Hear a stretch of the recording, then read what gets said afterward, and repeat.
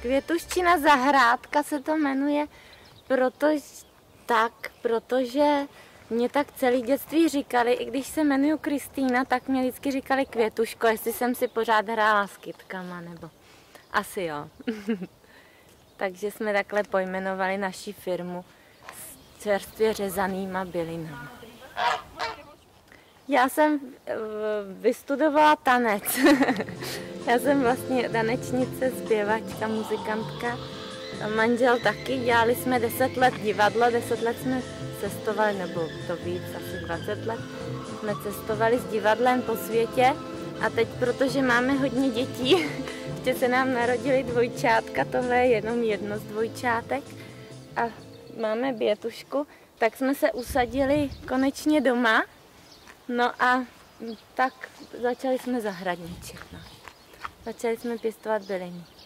Nejvíc prodáváme bazalku a marockou mátu, to je tak asi nejoblíbenější.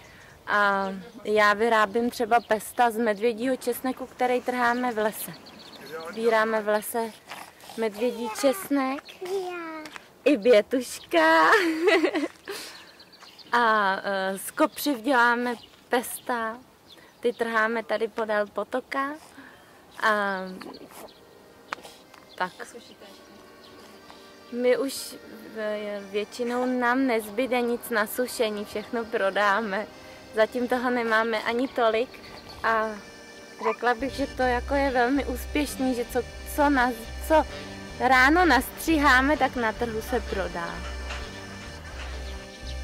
Na farmářských trzích fungujeme 2. rokem. Jezdíme na Jiřák a na Náplavku. Naším jakoby zásadním trhem je v sobotní Náplavka, ale letos už toho je víc, třeba toho medvědího česneku jsme zvládli víc a nadělala jsem hodně pest, takže prodáváme i na Jiřáku. Tak tam teďka manžel je. V pátek je vždycky na Jiřáku a v sobotu na Náplavce.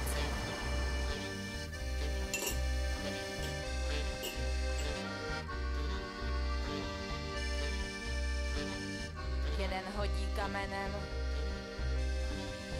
druhý větev ulomí,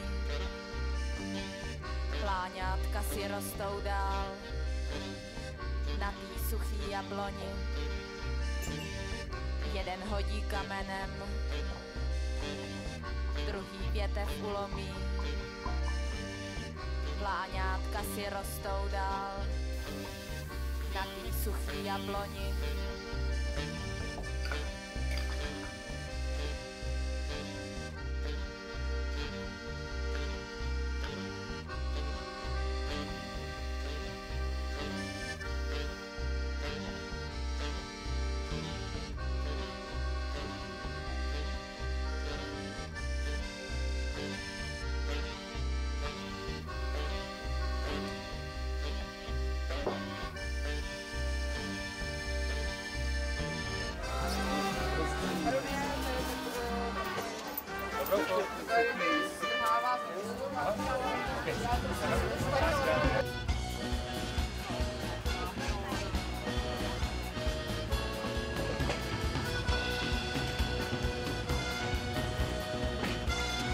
Tak je to 15 let.